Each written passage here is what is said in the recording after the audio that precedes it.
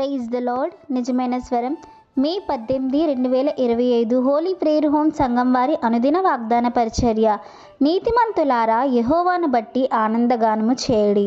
కీర్తనల గ్రంథము 33వ అధ్యాయము 1వ వచనము.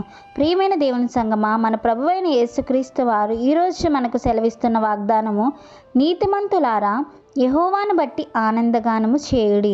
ఎందుకంటే మనము ఆయన నమ్ముకుని ఉన్నాము, ఆయన్ని ఆశ్రయించి ఉన్నాము కనుక ఆయన నీతిని కూడా అనుసరించి నడుచుకోవాలని మన ప్రభువైన యేసుక్రీస్తు వారు కోరుకుంటున్నారు.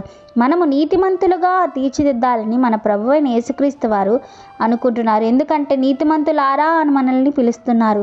మనము నీతిని అనుసరించి నడుచుకుంటూ ఆయన మార్గంలో ఎదిగినట్లయితే మనం ఎంతో ఆనందంతో సంతోషంతో బ్రతుకుతాము ఈ లోకంలో.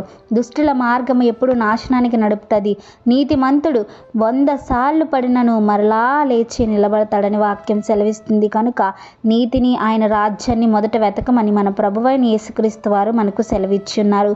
కనుక ప్రియమైన దేవుని సంగమా, మనము నీతిమంతులుగానే ఉండాలి. మన ప్రభువు నీతిమంతుడు కనుక, మన ప్రభువు పరిశుద్ధుడు కనుక మనము కూడా నీతిని అనుసరించి నడుచుకోవాలని మన ప్రభువు కోరుకుంటున్నాడు.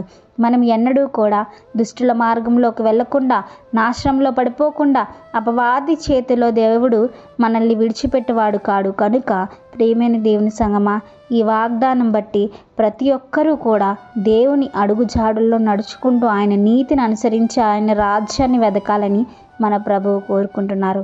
ఈ వాగ్దానం మనందరి జీవితాల్లో నెరవేరాలని కోరుకుంటున్న వారు దైవజనులు బ్రదర్ పి. నెహెమియా గారు. God bless you. ఆమీన్.